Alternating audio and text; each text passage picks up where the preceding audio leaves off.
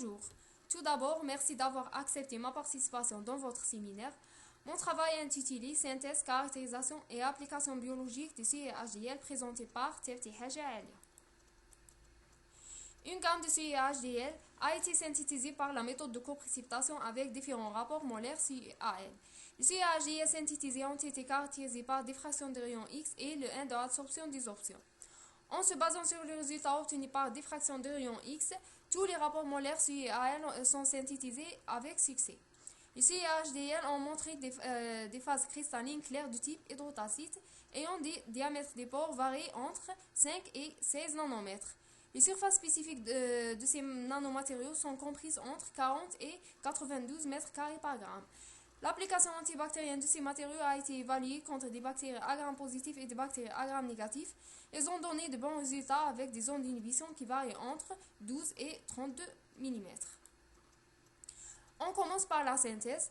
Les CIHDL sont synthétisés par la méthode de coprécipitation simple, suivant le processus décrit par Tefti et al. L'activité antibactérienne de ces matériaux, synthétisés avec des différents rapports molaires CIAL, a été réalisée à la fois contre des bactéries Agram positives et des bactéries Agram négatives, selon la méthode utilisée par le groupe de Zahraoui et al. Pour les caractérisations par diffraction de rayons X, l'allure générale de ces diffractogrammes est typique à celle d'hydrotacite. On observe l'apparition d'une série de pics 00L vers les faibles valeurs de 2θ égale 11 et 23 degrés qui correspondent au plan réticulaire 003 et 006.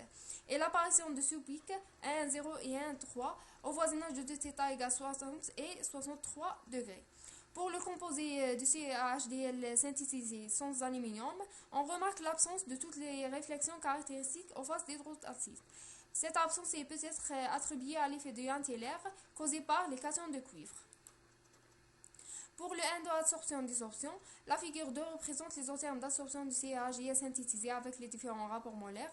Selon la classification des matériaux de l'IUPAC, les termes de type 2 qui caractérisent les matériaux macroporeux, les surfaces spécifiques BET calculées de tous les échantillons étaient variées entre 42 et 92 m² par gramme.